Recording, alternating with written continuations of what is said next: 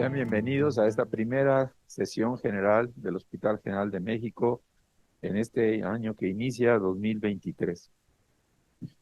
Nos place mucho tenerlos aquí presentes y también por plataforma Zoom.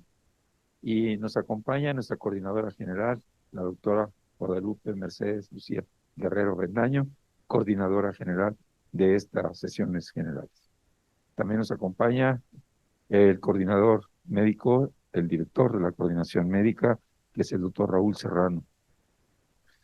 Y en esta ocasión que damos inicio a esta nueva posición del hospital a través de esta oportunidad que tenemos de que los servicios manifiesten su trabajo y le den pauta a la labor que diariamente desempeña dentro del hospital. Así que la dirección general, así como la coordinación médica, como la dirección de educación y capacitación en salud y la sociedad médica, les dan la más cordial bienvenida. Es así que este día, en la primera sesión del año, va a estar a cargo del servicio de ginecobstetricia, por lo cual dejo al doctor Carlos Briones Verduño esta sesión que en coordinación. Muchas gracias. Primero que nada, buenos días a todos. Y como respetuosamente agradecer a la doctora Guerrero Avendaño, al doctor Serrano, al doctor García Cavazos y por supuesto al doctor Padilla por la amable invitación para iniciar esta sesiones generales del hospital el día de hoy. En Petit Comité, en el servicio de gineco, que me complace presentar a las doctoras que me van a hacer favor de desarrollar el tema, escogimos un tema que es de actualidad, que es precisamente el climaterio. El propósito, el objetivo de esta presentación es hacer una propuesta formal ante las autoridades para que se cree una clínica de climaterio que evidentemente deberá ser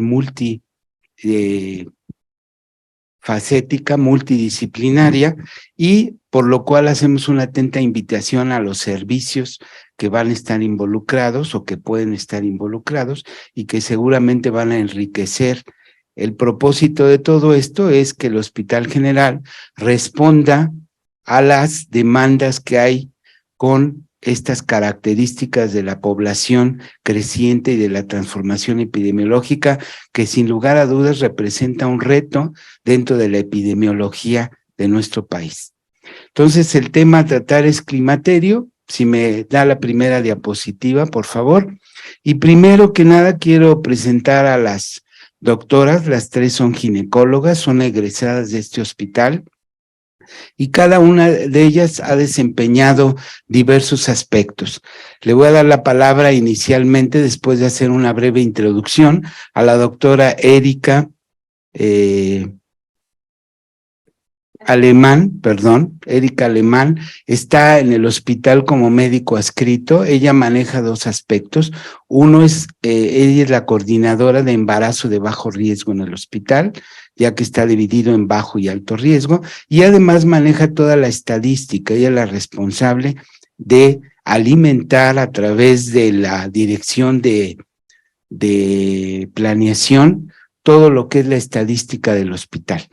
Después, a continuación, seguirá la doctora Santana. Ella también es médico ginecobstetra formada en este hospital. Ella recientemente me enteré que hizo una segunda especialidad en medicina materno-fetal en el INPER, y bueno, también cuenta con gran. Ella es precisamente la designada, la que le pedimos el favor de que se haga cargo y coordine esta nueva clínica que seguramente va a ser de gran beneficio para las pacientes. Y va a cerrar con broche de oro, pues la doctora que todos conocemos, Berenice Zavala, que actualmente es la subdirectora de auxiliares de diagnóstico, una de las dos subdirectoras, y las tres van a manejar panorámicamente. La idea de la sesión, a manera de justificación por qué el servicio propone crear una clínica de climaterio, y bueno, toda esta sesión funciona como la justificación para que entendamos la importancia que tiene. Entonces, a manera de introducción, bueno, el hospital está por cumplir 118 años, ahora el 5 de febrero, y a lo largo de su gran trayectoria, pues se han hecho muchas cosas. Sí. Esta imagen es muy sugestiva, la tomé de la red, pero vean la imagen de un chimpancé que está criando a una mangosta. Y esto lo que traduce es que nosotros filogenéticamente tenemos ancestralmente, compartimos el 94-96% de los genes con esta especie, y evidentemente según la teoría darwiniana, pues nosotros tenemos. Pero vean la imagen, que es muy sugestiva, de que la influencia a nivel del sistema neuroendocrino tiene que ver no solo con la especie humana. Hablar de climaterio es hablar de todo un proceso que se da al final de la vida reproductiva.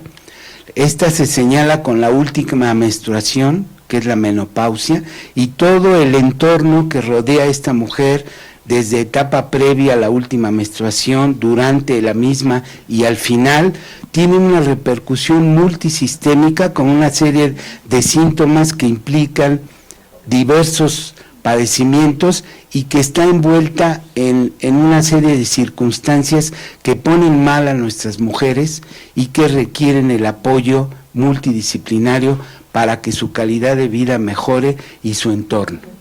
Básicamente podríamos decir que si en la actualidad el promedio de vida oscila entre 75 y 80 años para la población femenina, prácticamente una tercera parte de su vida la transcurren en esta etapa del climaterio. La primera etapa es la infancia, la adolescencia, que se traduce por la pubertad, la señalización de hormonas sexuales que van a caracterizar un fenotipo característico y que están influenciadas definitivamente por hormonas esteroideas. Una segunda etapa que es la vida reproductiva, que los servicios de gineco se han ufanado en todos lados porque representan una parte muy importante de la atención médica, y esta tercera parte que nos vamos a referir de la vida de una mujer, que es la etapa del climaterio. Todo inicia con la fecundación, donde un cigoto se transforma en un blastocisto. El embrión implantado requiere el desarrollo a través de señalización bioquímica y es un proceso muy complejo el embarazo, pero muy bien diseñado por la naturaleza. Este individuo de billones de células se va a constituir en un individuo que se integra como un ser humano. Y todo esto en el desarrollo embrionario también está influenciado por el efecto de las hormonas. Nosotros vemos que genéticamente tenemos una información que va a determinar si es un varón o es una mujer, y esta influencia se determina por el desarrollo de una gónada femenina, ¿sí?, y de una gónada masculina, que determina a través de una hormona que es la testosterona el desarrollo de los genitales y de la vía geniturinaria que se va a dar. Por eso es que en la clínica nosotros, cuando hay un trastorno del desarrollo de los conductos müllerianos, vamos a ver que hay pacientes que pueden tener trastornos no solo de los genitales, sino de la vía urinaria, y la importancia que tiene en un feto de 4 a 5 semanas que se está desarrollando, no influir anormalmente o exógenamente con alguna hormona que pudiera afectarlo. Esto integra básicamente un sistema neuroendocrino que funciona fantásticamente y que no se explica por qué hay un ciclo ovárico cuya función es que un óvulo esté en condiciones de ser fecundado y desarrollar un nuevo individuo. También nos explica el ciclo menstrual y por qué este sangrado cíclico que proviene de un endometrio funcional se presenta y representa el estado funcional de esta mujer. Y finalmente la integración de este neuroeje que nos explica, que entendemos fisiopatológicamente qué es lo que sucede en una mujer que está en la etapa de climaterio.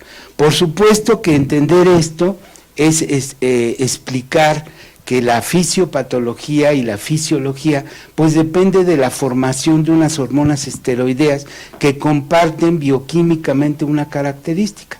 todas provienen del metabolismo del colesterol, una molécula de 27 átomos de carbono que solo se forma en el hígado, y de aquí por diversos procesos bioquímicos en los diferentes tejidos van a dar origen a estrógeno, a progesterona en ovario, van a dar origen a testosterona en el testículo y van a dar origen en la glándula suprarrenal a mineralo y a glucocorticoides, y todos tienen un fondo común. Entonces esto es importante porque la terapia médica, la terapia endocrina, la terapia ginecoendocrina está basado en el conocimiento de esto. Aquí valdría la pena, solo como curiosidad, saber que México participó a través del laboratorio Sintex en la investigación original de estos esteroides. El primer progestágeno sintético se sintetizó aquí en México por un químico nacional, por un químico mexicano, y esta fue una gran aportación al mundo.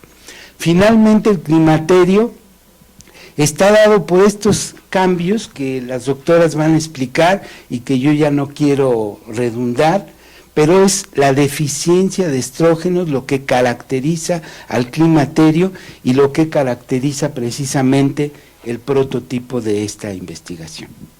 Le doy la palabra a la doctora Erika Alemán, quien hará su presentación. Muchas gracias.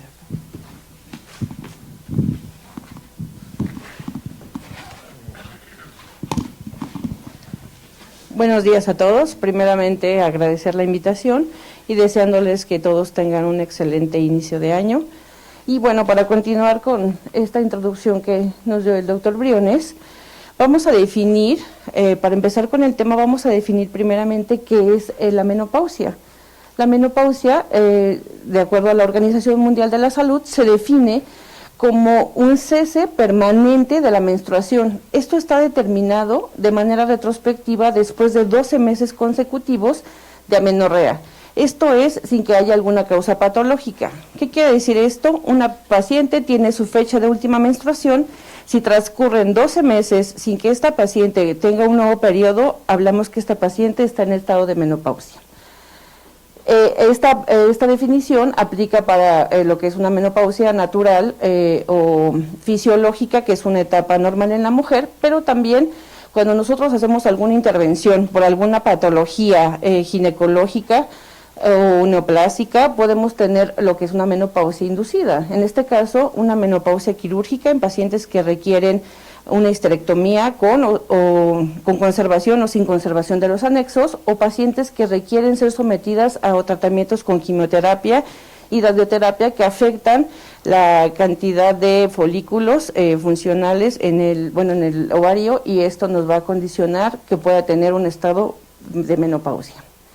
Ahora, ¿a qué edad nuestras pacientes llegan a la menopausia? Vamos a encontrar un sinfín de literatura en el que describen que hay una variación de la edad en la que la paciente llega a la menopausia, porque depende de muchos factores. Hay una variación geográfica en la edad de la menopausia. Aquí te pongo un cuadro para que vean la edad promedio en la que inicia. Eso depende del área, es aquí por continentes, pero incluso hay estudios en nuestro país que se ha visto que incluso en diferentes áreas geográficas de nuestro país hay una variación. En general, la literatura nos comenta que la media es de 48.7 años, con un rango de edad de 45 a 55 años. Y la edad promedio para la menopausia en México es de 48 años, alguna literatura maneja que de 48 a los 49. Con esto se espera, haciendo una proyección, que en el 2025 se esperaría que las mujeres posmenopáusicas a nivel mundial aumente hasta 1.1 billones en todo el mundo. Ahora, ¿qué pasa con nuestra población en México? De acuerdo a la información de CONAPO, para el año 2022, la población a la mitad de año era de 130 millones, y de estos el predominio era del sexo femenino sobre el masculino en un 51%.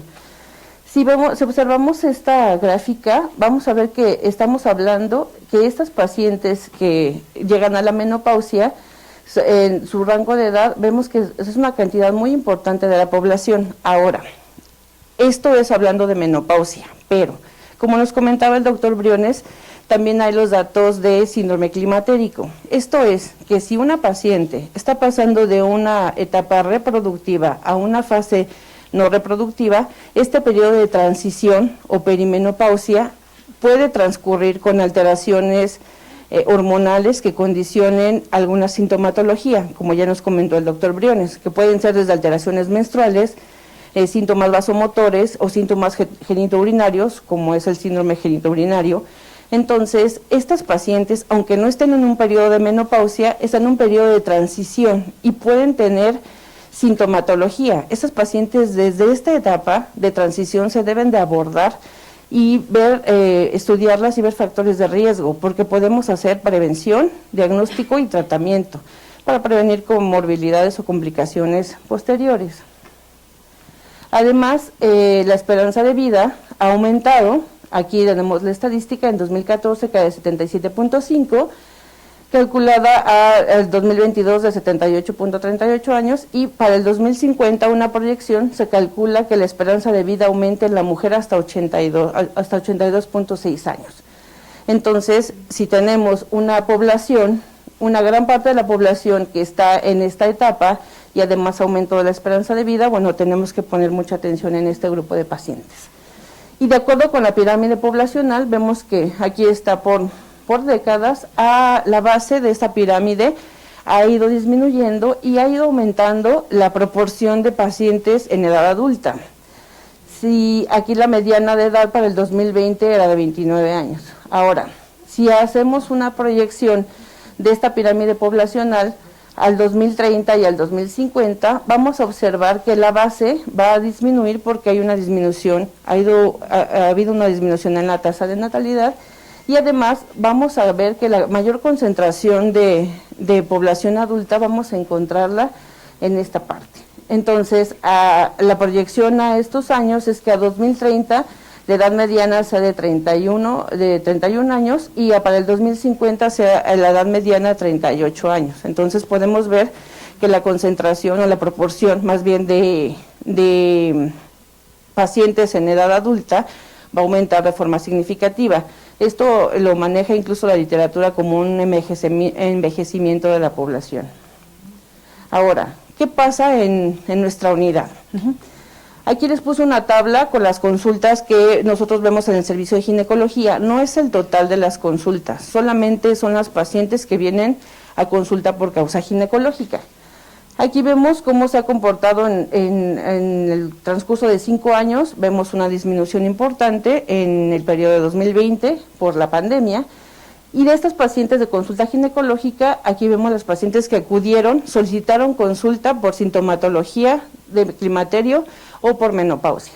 Y vemos también que disminuyó por la pandemia, pero estas pacientes que solicitaron atención por menopausia solamente representan el 9% de nuestra consulta.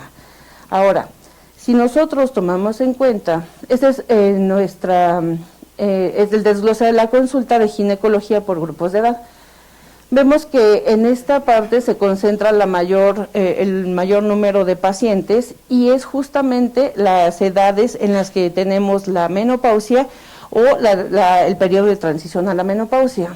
De estas pacientes, de esos periodos, el mayor porcentaje de pacientes que acudieron a consulta de climaterio fueron entre 45 a 49 años. Entonces, si tenemos una gran área de oportunidad para hacer mayor énfasis en captar a estas pacientes, empezar a hacer prevención, diagnóstico, y esto es como se ha realizado siempre, y comentaba el doctor Briones, con un estudio multidisciplinario. ¿Y esto por qué es importante o en qué va a impactar? Bueno, de acuerdo al INEGI, esa es una tabla de mortalidad por sexo. Vemos las primeras causas de mortalidad, que están enfermedades del corazón, COVID, diabetes, enfermedades, tumores malignos y bueno, una serie de enfermedades. Y si vemos en esta misma tabla, pero es por grupos de edad, vemos que en nuestro grupo de edad del que estamos hablando son estas mismas causas principales: enfermedades del corazón, diabetes y tumores malignos, etcétera. Entonces, si nosotros cambiamos o modificamos factores de riesgo, podemos impactar en disminuir complicaciones a futuro, morbilidad e incluso mortalidad de las pacientes. Y porque sabemos que una paciente que tiene una menopausia que no ha acudido a atención o no ha sido adecuadamente tratada, tiene un impacto muy importante y repercusiones tanto en la salud, que lo estamos viendo, sociales, económicas, incluso para el país, o sea, para las instituciones de salud. Entonces es un problema muy importante. Entonces con esto concluyo mi presentación y le doy la palabra a la doctora Lidia Santana para continuar con el tema.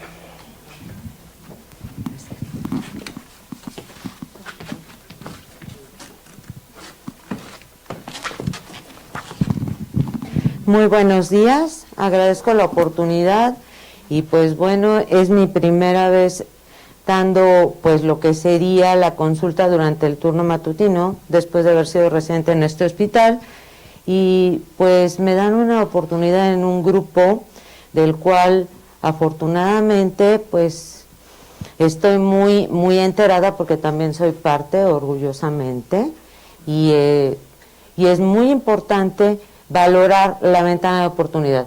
Estos objetivos, muchos pueden decir, ¿son literales, doctora? Sí, son de lo que sería la norma oficial mexicana, la cual ya está instituida y la cual está dentro de la normativa de salud legal y que nos hace hincapié en invitar, orientar, enseñar, prevenir y estimular a nuestras pacientes para que podamos tener el objetivo principal de la prevención y la disminución de la morbimortalidad y discapacidad de nuestras pacientes, que como nosotros conocemos, con todo lo que serían los objetivos de ética y funcionamiento de nuestro hospital, pues encajan a la perfección.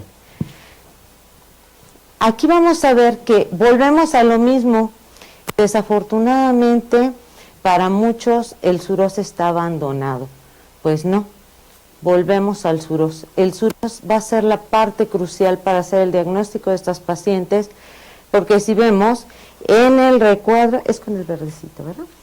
En este recuadro que tengo aquí, vemos que si esta paciente, yo desde que tiene 35 años, le voy explicando que tiene que venir a prevención y control, voy a tener una ventana de oportunidad de 10 a 15 años. Ahorita lo van a ver, ¿por qué? Porque están las tablas especificadas para la identificación en la normatividad de salud y en las guías de práctica clínica. Entonces, mediante su historia clínica, su exploración física, la evaluación, si es una paciente que viene con obesidad, si es una paciente que tiene una comorbilidad previa, es una paciente que además de esto vive en un lugar muy alto, vive en un lugar muy bajo, esto condiciona hipoxia a nivel cerebral y por tanto nos va a dar una retribución o podríamos decir un envejecimiento del sistema hipotálamo hipoficiario prematuro y también pues los condicionantes genéticos, ¿no? En cuanto a hacer perfil de lípidos, glucosa, insulina, es un hecho que esto es en vista a la prevención. Todas nuestras pacientes tienen índices de masa corporal arriba de lo estipulado como normal y esto condiciona problemas de salud muy fuertes.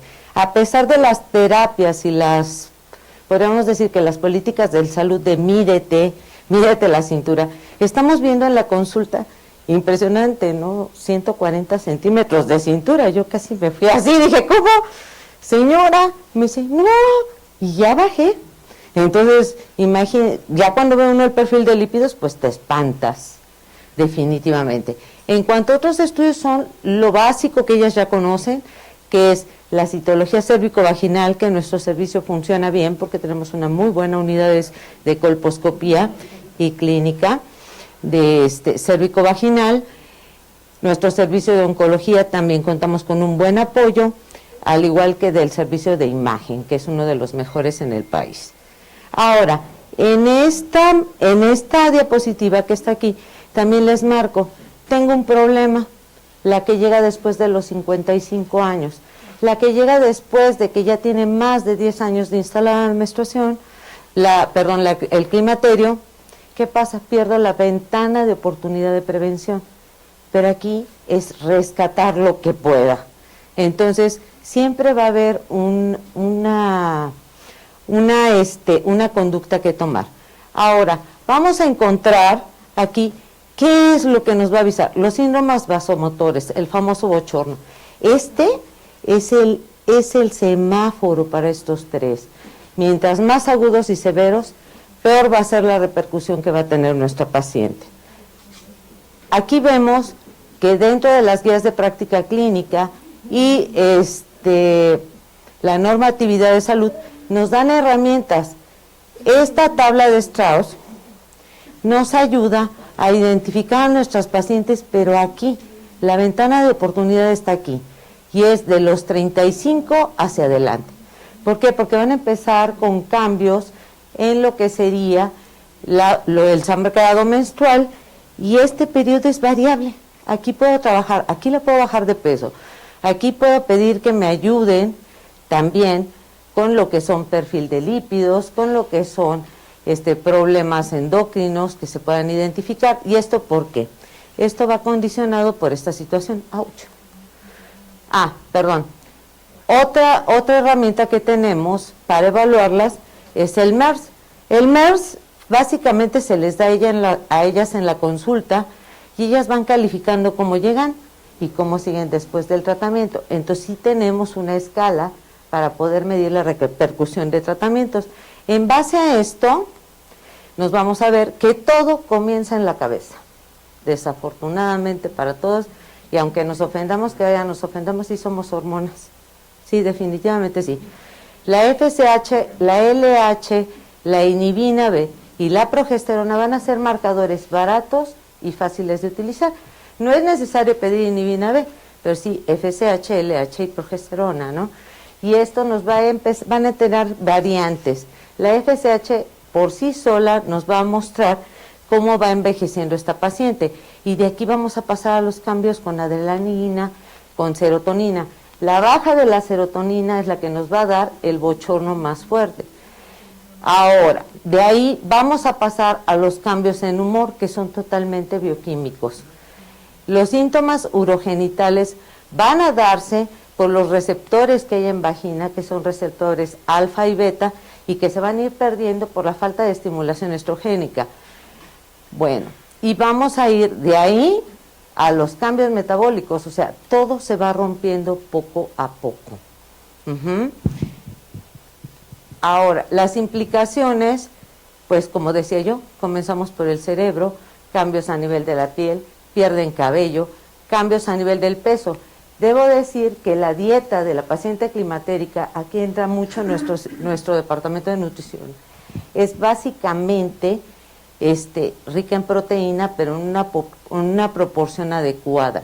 Se recomiendan 0.8 gramos por kilo de peso, la cual debe de manejar la nutrióloga, y tiene que estar dividida en los 3 alimentos del día.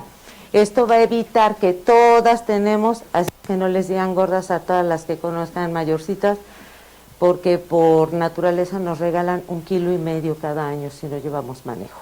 Y eso es grave, grave, grave. Y de ahí pasamos a lo que sería pues el área genitourinaria y a lo que sería la sarcopenia. La sarcopenia dicen, está flaca. No. También el tipo de ejercicio, el tipo de dieta tiene que ser recomendada de acuerdo a edad. La paciente con una etapa de climaterio en proceso no tiene la misma calidad de músculo. Y el músculo es bastante importante para esto, para el hueso. ¿Y esto en dónde repercute? En ortopedia, prótesis de cadera, pacientes discapacitadas. Entonces, es muy importante tomar en cuenta esto. Cuando la paciente se toma, o es una paciente que podemos concientizar y podemos enseñar, porque la educación es la base de todo, vamos a encontrar que es una paciente íntegra, productiva, con menor modificación en la piel, que el síntoma vasomotor está totalmente controlado, no interviene con sus actividades en el hogar o laborales, y que además tiene una actitud sana. Esto es una retroalimentación hacia la familia, porque la mujer es la que transmite la educación y la cultura. Entonces, si llegamos a impactar en este grupo de población, vamos a impactar en los que vienen abajo. ¿Sí? Ahora, en la mujer que por alguna situación no es posible que podamos verla, porque tiene algún problema cardiovascular, ya sea por malformación o por descuido, y tiene un síndrome climatérico, pero vive en un pueblo alejado de Oaxaca, no hay nadie que la atienda, o tenemos otro tipo de incidencias de enfermedades crónico-degenerativas asociadas a genética o a síndromes específicos, así como todos los que son oncológicas, van a tener un problema, pero es relativo. ¿Por qué? Porque aquí vemos las 3 enfermedades cardiovasculares, síndrome metabólico y osteoporosis, que son las que más nos van a impactar y más problemas nos van a dar en todos los servicios. Estas enfermedades, si las estratificamos, vamos a poder dar algún tipo de manejo. Y esto es, como decía el doctor, es multidisciplinario. Podríamos decir que el ginecólogo tiene que estar muy atento para referir a la paciente en el momento oportuno, para también no heredarle problemas a otros servicios de pacientes donde ya no hay gran recurso por hacer. Ahora, el tratamiento médico, hormonal o no hormonal, volvemos a lo que es nuestro libro de semiología. Todo depende, y como decían algunos maestros, de acuerdo al sapo es la pedrada, ¿sí? Si yo estoy evaluando a mi paciente en un grupo de edad, estoy viendo que todavía hay riesgo de fertilidad, debo de implementar un método de planificación familiar. Ahora, hay que tener en cuenta que también se están embarazando después de los 40 años. Y estas pacientes están hiperestimuladas. Son pacientes que se están valorando actualmente para ver la repercusión y cómo se va a manifestar de alguna manera el climaterio, porque ya todo está modificado. Entonces ya están saltándose un grupo. Ahora, la selección de la terapia depende del tipo de paciente. La vía adecuada y el tiempo necesario, es importante hacer a la paciente conciencia de esto. ¿Qué voy a arriesgar y qué voy a obtener? Yo siempre les digo, cuando vas al banco, lee las letras chiquitas. Yo te doy las letras chiquitas. Y agarrar, motivar y modificar ciertas áreas que son fáciles para nosotros, que son actividad física, en cuanto a lo que es dieta, en cuanto a lo que es sedentarismo, y platicar con ellas. Ahora, contraindicaciones y efectos adversos, donde quiera hay, hasta en los tintes de cabello te puedes quedar sin cabello. Entonces esto hay que empezar a evitar que tengan miedo. Y la valoración y duración del MERS, o sea que vamos a ir valorando por el MERS, depende también de estudios de laboratorio. Actualmente se dice y se comenta que antes decían, bueno, dejamos hasta los 50 años, 55, 10 años de tratamiento. No. Si la paciente tiene adherencia al tratamiento y quiere continuar con su tratamiento para manejo de los cambios inducidos por el síndrome climatérico, siempre y cuando tenga apego y responsabilidad puede seguir con él. Y esto ya es una tendencia mundial. Otra que podríamos empezar a buscar, que es que pues ya podríamos decir que gran parte del grupo que está en el estado de climaterio son mujeres en edad reproductiva actualmente, son un potencial económico y que tenemos que tenemos que cuidar. Y otra, que ya revistas, tal como la revista de negocios de Harvard, hace hincapié sobre esta situación. Entonces ya estamos viendo que no nada más es a nivel médico, es a nivel de cuídame, dame con qué cuidarme o enséñame. Ahora, es importante también, contemplar, ya me fui para otro lado, perdón, se me fue dedito. Perdón. Contemplar que vamos a tener pacientes con enfermedad hepática severa.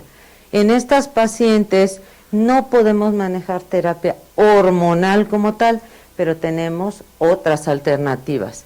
O sea, yo te vendo lo que quieras, nada más dime con qué me pagas. Eso es lo que tenemos que empezar a decirles a las pacientes. ¿Qué tiene tu cuerpo para pagarme? No, esto no, te va a hacer daño, te va a costar mucho. Entonces, es hablar con ellas, hacer una buena anamnesis para identificar esto, trombosis, porque si no la paciente va a llegar, igual que las pacientes que llegan hiperestimuladas por algún embarazo o por algún tratamiento para fertilidad. Trastornos de la coagulación o trombofilias, pues agua pasa por mi casa, ¿no?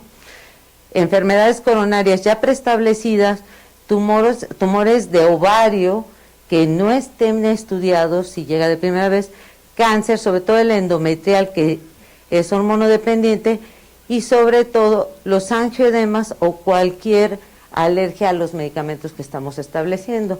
Se está apostando mucho por las terapias transdérmicas, porque evitan lo que es el paso hepático, y las terapias a nivel también hormonal locales, porque también nos evitan, pues ahora sí que si no queremos un efecto sistémico, sí podemos mejorar en mucho ciertos síntomas. Ahora, los desafíos que tenemos nosotros, esto también es sacado, como ustedes ven, de varias citas bibliográficas a nivel internacional, y uno es garantizarles el acceso. Ahora, ¿cómo podemos garantizar el acceso? Por medio de la concientización en la paciente, en nuestros médicos generales, en nuestros residentes, para que puedan referir, pero que puedan referir con criterios. En muchos países no importa ni el bienestar sexual ni la mentalidad, o sea, no importa. Mientras que no tengas bochornos y no me des lata, no me interesa. Y no, esto es un problema social porque se destruyen hogares. Y otra, causan depresiones, suicidios. Si vimos lo que es la diapositiva a nivel cerebral, la depresión es un cambio importante. Ahora, no nada más es el climaterio o la menopausia, es la adolescencia, es la edad fértil, de mayor apología en lo que sería la paciente, para que hagamos hincapié. Esto es prevención, básicamente prevención. Vamos a disminuir costos, vamos a estar tratando mejores pacientes, vamos a trabajar con pacientes que nos van a entender. Porque dicen, es que le explico a la señora y no entiende. No, es que no te va a entender porque su cerebro ahorita está con un problema de tipo hormonal. Se les recomiendan mucho, además que se aprendan canciones, que trabajen sudoku, cosas así para que estén estimulando el cerebro, pero sí es un cambio bastante importante. Es la viejita que está perdida en Reforma. Entonces, pues agradecería mucho sus comentarios, su apoyo en caso necesario y que pues deriven a sus pacientes para que podamos establecer y hacer más estadísticas. Dentro del área de ginecobstetricia todos estamos optimistas, varios de nuestros servicios funcionan, pero pues no tenemos a todas las mujeres. Ellas tienen enfermedades diversas y sería muy bueno colaborar con todos ustedes. Muchas gracias.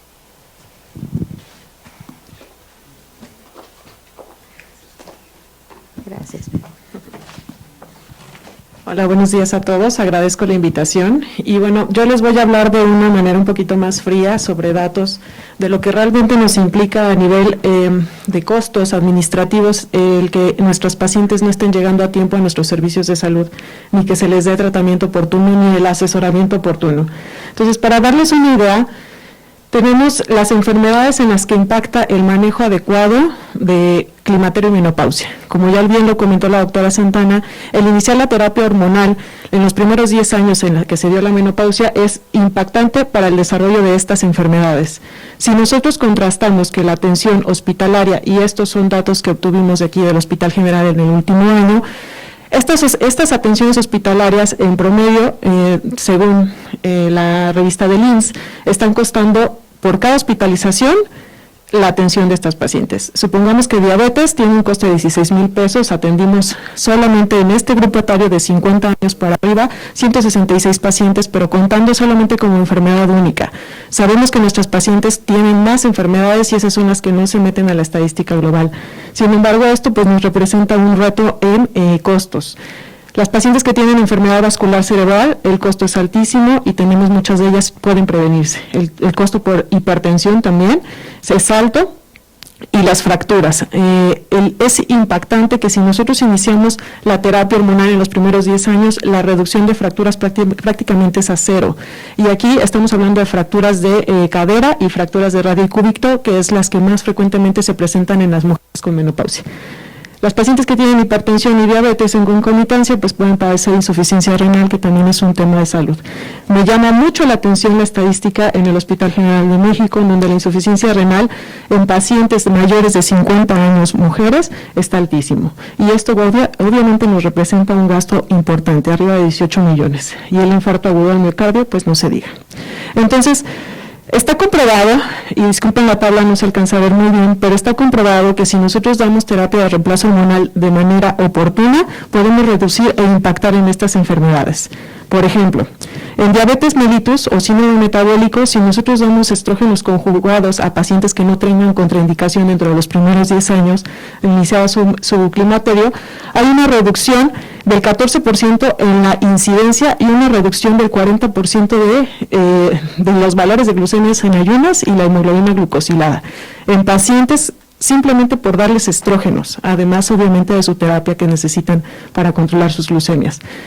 Si nosotros suspendemos la terapia hormonal en estas pacientes, se revierte y entonces empieza el descontrol otra vez. Entonces, no nada más hay que pensar en que las pacientes que tienen diabetes mellitus y tienen climaterio pueden ser ocasionados por un mal cuidado en su salud, sino que también puede estar condicionado por una repercusión metabólica que es ocasionada por el climaterio y que hay que valorar. Como lo comentaba la doctora Santana, la depresión y el humor y el deterioro cognitivo está bien estudiado. Una paciente que tiene una disminución de estrógenos, incluso en pacientes que tienen por menopausia inducida, por alguna histerectomía o por tratamientos de cáncer, en ellas es donde más impacta el tratamiento con terapia hormonal, porque está demostrado que los estrógenos tienen un efecto importante sobre los vasos sanguíneos y al no haber estos estrógenos, el volumen o el calibre el grosor de la íntima de cada vaso sanguíneo de la arteria se ve disminuido y entonces esto ocasiona un menor flujo sanguíneo a nivel cerebral que condiciona evidentemente alteraciones cognitivas, depresión y las mismas alteraciones en el humor. A su vez también que esta disminución del calibre en las arterias de la capa íntima también a nivel cardiovascular va a impactar evidentemente en hipertensión, infartos agudos al miocardio. No está demostrado que la menopausia nos lleve a un accidente vascular cerebral como tal, pero sí puede ser una condicionante. Como les mencionaba, el inicio del tratamiento es importante que se dé a los 10 años, dentro de los primeros 10 años de que se inició la menopausia, porque es ahí donde se ve el efecto real de la terapia de reemplazo hormonal, el efecto real de los cambios del estilo de vida e impacta en la calidad de vida de cada paciente. Y de ahí es donde pedimos su apoyo, porque necesitamos que esas pacientes lleguen con nosotros de manera oportuna, que no lleguen después de los 60 años o que no lleguen ya sin una ventana de oportunidad para la terapia de reemplazo hormonal, ya que si se da la terapia de reemplazo hormonal después de este periodo, no hay evidencia de que les estemos ayudando. En general, también se habla recientemente que todas las enfermedades cardiovasculares y todas estas enfermedades cardiovasculares por las cuales llevan a la muerte a un paciente se van a ver disminuidas en este grupo de edad si nosotros damos una intervención de manera oportuna. Y hablando de cánceres, aquí es donde está como muy estigmatizado el uso de los hormonales. Y quiero decirles, como les digo yo a todos mis pacientes, y les decimos, porque así me enseñaron mis maestros, que una paciente no debe de tener miedo a la terapia de reemplazo hormonal si está bien estudiada. Si se estudió que no tiene riesgo para cáncer de mama, cáncer de endometrio, cáncer de ovario, y que se puede utilizar una terapia hormonal de manera efectiva si sigue con esa vigilancia, porque puede ser que en algún momento tengamos que suspenderla. Pero si nosotros tenemos esa vigilancia y tenemos la certeza de que no vamos a desarrollar ningún proceso neoplásico, podemos darlo sin problema. Entonces, en donde está estudiado que existe un beneficio real es en el cáncer colorectal.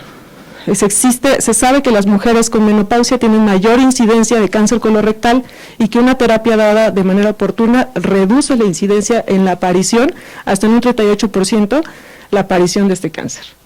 Y se sabe que en el cáncer de endometrio está totalmente contraindicada la terapia hormonal. Entonces, es por eso que les pedimos que envíen a sus pacientes, porque no todas van a ser candidatas, como bien lo decía la doctora.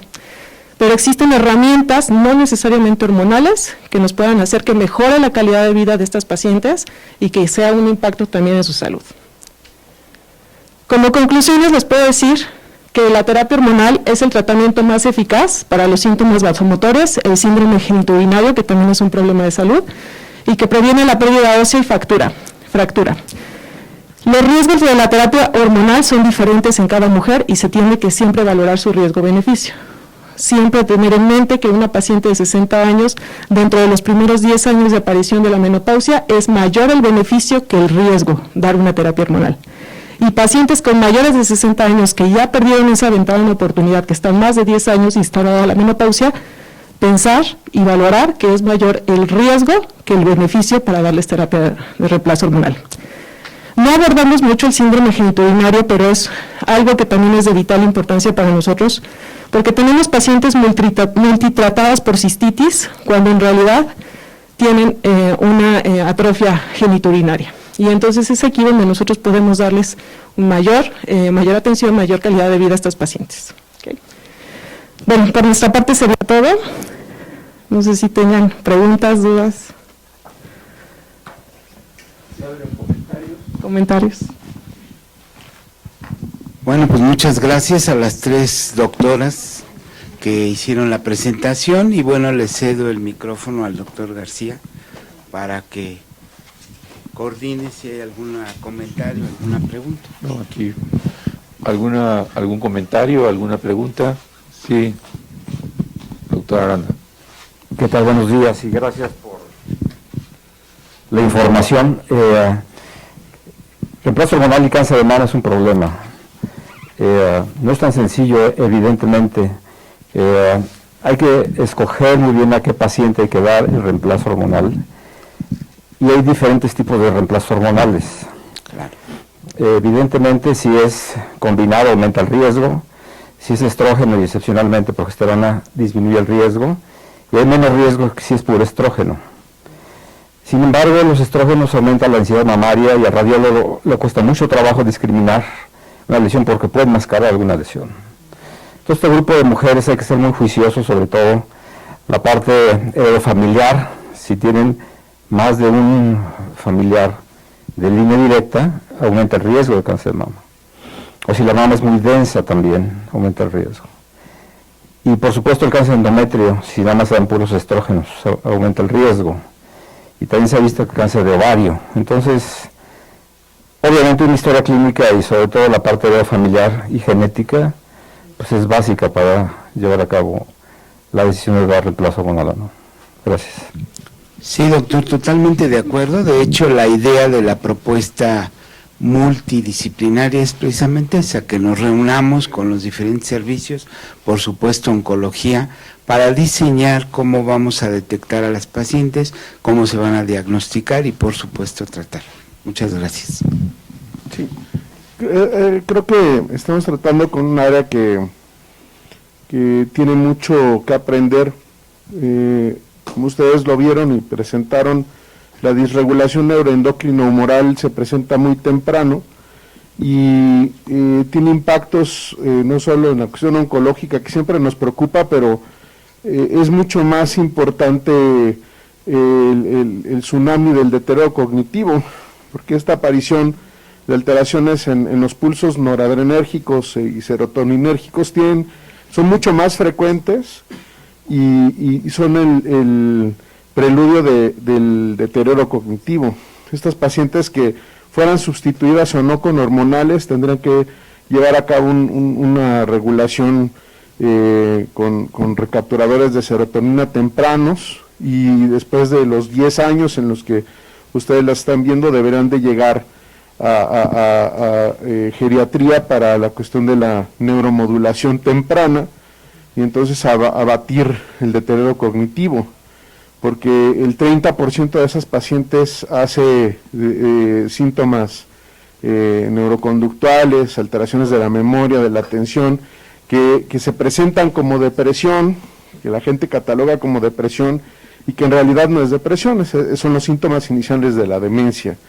Y entonces tendríamos que hacer esta vinculación temprana de estos pacientes que están entre los 55 y 65 años y que de ahí pasarán a las unidades de cognición para poderles ayudar. Y entonces no solo hablar sobre fractura de cadera y todo esto, sino yo creo que está muy por arriba de las tablas de frecuencia que presentaron depresión, ansiedad y deterioro cognitivo. Lo que pasa es que es un área que no se estudia, que no se reporta y que va a tener mucho más impacto en los próximos 15 años que todo lo demás. O sea, no todas las pacientes que sustituimos van a tener cáncer de mama secundario a esto o promoverlo, pero sí un 70% de ellas van a tener deterioro cognitivo en algún grado. Entonces eso es algo muy importante que no debemos de dejar de ver, y los felicito porque están abordando esta cuestión de la complejidad en la toma de decisiones en medicina y que bueno, pues nos tiene que ir vinculando cada vez más. Muchas gracias. Por supuesto, doctor, creo que el comentario es muy oportuno, precisamente porque la idea es invitar y entusiasmar para acercarse y que el equipo sea multidisciplinario. Gracias, buenos días a todos, felicidades por la presentación. Creo que hay algo también que aquí no se abordó, que es el tema de la patología venosa en las mujeres primordialmente. En México casi 9 de cada 10 mujeres tiene varices desde jóvenes, y a nosotros en la especialidad sí nos toca ver con mucha frecuencia pacientes de distintas edades que han tenido un sustituto hormonal y que tienen problemas circulatorios, algunos graves. Pueden tener una tromboflebitis o pueden tener una trombosis venosa profunda asociada directamente al uso de hormonales. No estoy diciendo que no se usen, pero creo que si se va a establecer una clínica en el hospital, sería muy conveniente que participara el servicio de vascular periférico, porque las pacientes que tienen insuficiencia venosa grado 2, 3 o más, tienen que estar supervisados por las dos especialidades para el uso de estos medicamentos, y pues con esto evitar alguna complicación que puede ser grave. Muchas felicidades. Sí, ¿algún otro comentario? Cabe señalar que la parte de la menopausia, el climaterio, tiene dos áreas de oportunidad. Una que se presenta cuando la paciente ha llegado al momento en que declina las funciones gonadales y se presenta el periodo de la vida correspondiente a esta parte del climaterio y menopausia. Sin embargo, hay una población de jóvenes, de mujeres jóvenes, que entran en este proceso degenerativo temprano, que está relacionado con la falla ovárica prematura. Y dentro de esto hay que dividir esos dos grupos porque se presentan los mismos problemas sintomatológicos y de complicaciones desde edades muy tempranas, que van desde los 20 años a los 35 años. Quiere decir, es una población que no puede quedar fuera y que inicia con un marcador muy importante, que es la folículo estimulante. Si la folículo estimulante está elevada en el periodo que no debe de estar, tenemos el primer marcador, no solo para riesgo de menopausia temprana, sino también para síndrome de Down o problemas de embarazos con complicaciones genéticas en los bebés.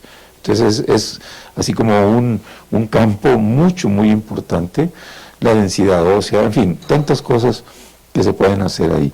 Entonces es una parte de la genética que puede participar en el diagnóstico de una falla ovárica prematura, que es importante y que genética lo puede hacer como tal. Bien, si tienen algún otro comentario o pregunta, y si no, le vamos a solicitar a la doctora Guadalupe Mercedes Lucía Guerrero Avendaño. Así ya te aprendiste el orden. ¿Cómo están? Buenos días a todos y muy feliz año. Nuestra primera sesión semanal de este año, que ya déjenme decirles que próximamente, no les doy fecha exacta, pero próximamente ya serán en el Abraham Ayala, y pues ahora sí van a ser obligatorias porque ya tenemos el espacio para que quepan todos, ¿no?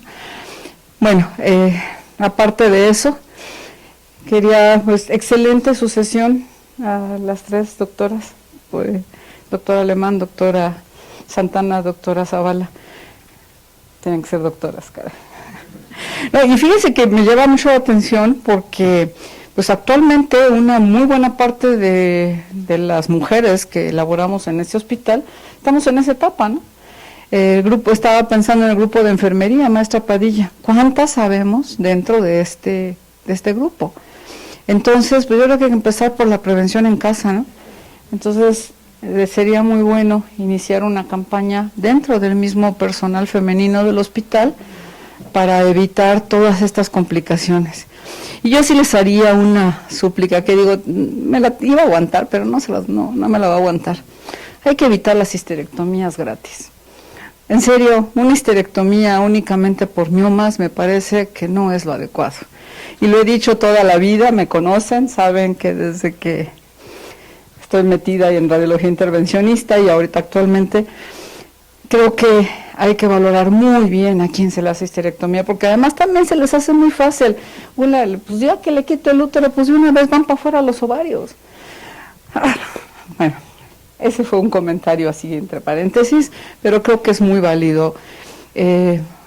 Aquí hay un tema que siempre se ha considerado como tabú, que es la sexualidad femenina, y está totalmente relacionada la histerectomía temprana con las alteraciones en la sexualidad femenina. Entonces, seamos más conscientes y tratemos de evitarlo. Bueno, pues muchísimas gracias, una excelente sesión, nos deja mucha enseñanza, nos deja tareas pendientes. Vamos a iniciar esta clínica que, bueno, me parece una excelente idea, maravillosa, y pues ya tienen clientes, ¿no? Por lo menos el 50% del hospital, del personal femenino. Bueno, muchísimas gracias, vámonos a trabajar y que tengan un excelente viernes. Bueno.